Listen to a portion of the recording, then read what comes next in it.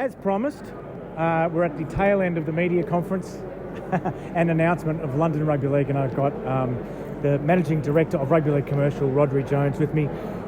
Rhodri, the straight news line out of that, if I'm just want a news story and I've got to leave and file it straight away, is that London want to be in Super League next year. Is that possible? Good question. 12.6 points on the grading system. I think 13.5 roughly would have seen them be in Super League this coming season. So is it possible? Yes, it is possible.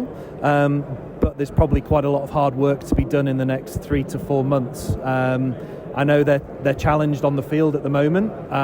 So you've got to look at where those points come from. Challenged on the field at the moment. So where else can they add value to their current grading score? I asked the previous guest this question. I'll ask you as well. How many teams are in Super League next year? 12 at this moment in time, Steve. That's the honest answer. Yes, we're all aware of conversations about 14 teams, etc. But at the moment, we're planning for 12 teams. And the club-led review can only put recommendations, can't it, to the Super League clubs? They have to decide the makeup of Super League. Is that right? Yeah, ultimately the Super League clubs have the final say on the makeup of the competition. So, yeah, Strategic Working Group will provide recommendations. The first of those recommendations will be July time at the RFL Council, and thereafter, that I guess there will be an action plan after that. So, but yeah, ultimately it's the Super League clubs that decide the number of teams. When you get back to the office and someone says to you, what was that function about in London, what will you tell them? How will you sum up what it was about? There's a vision. It's aspirational.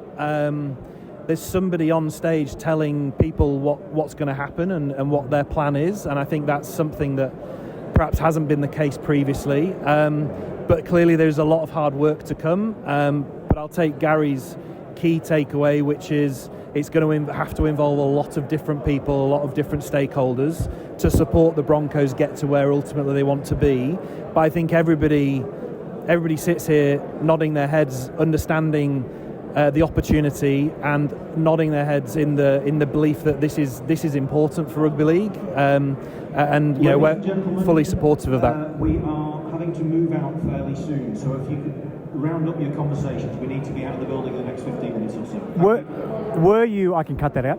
Were you heartened that nobody mentioned NRL Europe? And you've just been speaking to 2 Australian journalists. Maybe they mentioned NRL Europe. Were you heartened that it wasn't mentioned? They didn't ask me about NRL Europe. They asked me about the Ashes. So that's good. That's good messaging that we've got through today.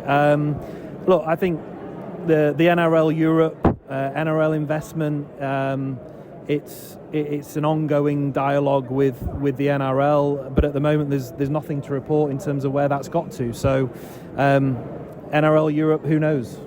Do you think Gary is planning around Super League, or do you think he's planning around NRL Europe? Oh, I don't know the answer to that. We'll have to wait and see. Okay, can you give us an update on Ashes ticket sales, and can you give us an update on Wembley ticket sales? We'll have a Challenge Cup final. Yeah, so Challenge Cup, we'll expect to be over that 60,000 mark.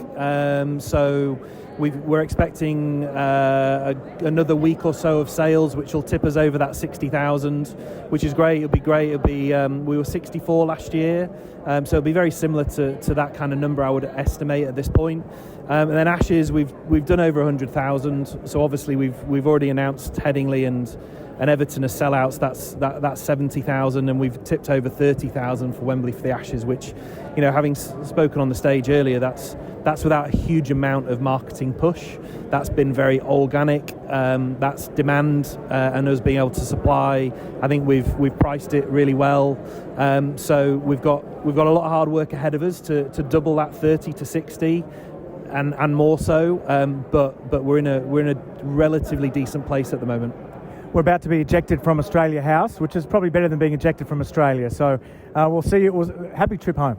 Thank you, Steve.